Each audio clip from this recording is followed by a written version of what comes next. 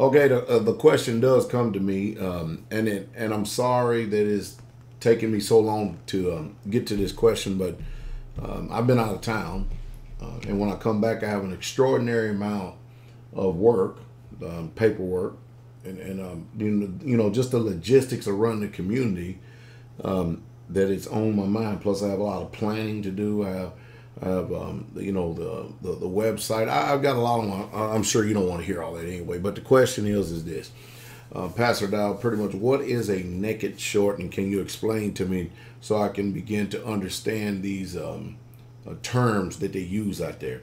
All right, we'll go ahead and try this. All right, a naked short. How do you define it? This is how you define a naked short. What happens is in this country, since they have already defined in the Constitution of the United States of America that money is gold and silver, period. So that means anything other than that is counterfeit. And that's basically what we've got going on in this system right here. Some way, somehow, America has been able to dupe the whole entire world to trust in the petrodollar.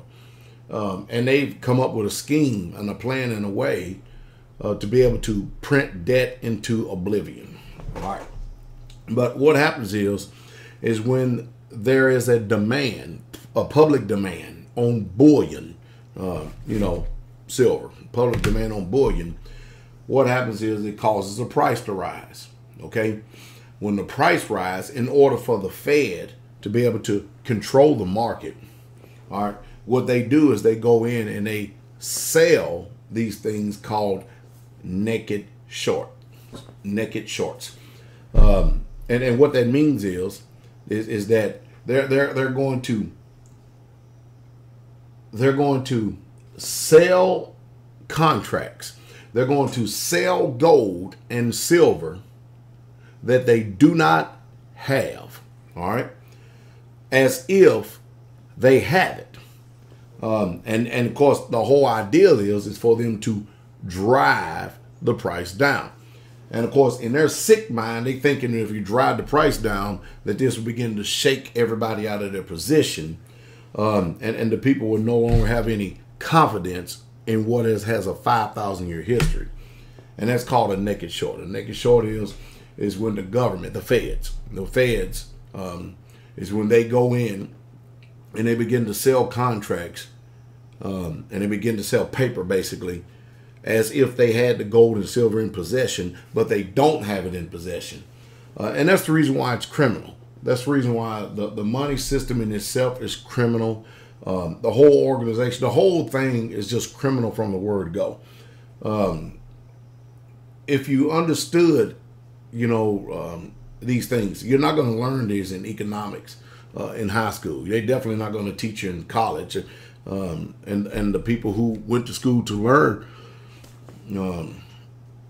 just flat out money. They don't steal. Even still today, they graduate just as dumb as they did when they went in. They don't tell people this and stuff. But this is information for people who actually pay attention to what's really truly going on in our world. But it's really truly criminal because, we have this government set up that tells us basically, I'm glad you're here in America.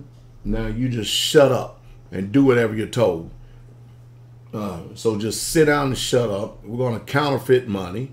We're going to print money. And it's not going to be backed up by anything. And if you want to function our system, you're just going to have to put up with it. And of course, you're wondering how long it's going to go. How long can they continue to keep doing it? Well, as long as all these other countries in the world continue to keep putting up with it. And what we're seeing is an undercurrent. We're watching people who are sick and tired of playing the game. The BRICS nations, for instance, and China coming up with their own stock exchange and stuff. These countries are already starting to make a lot of moves to preserve and protect themselves against the dollar.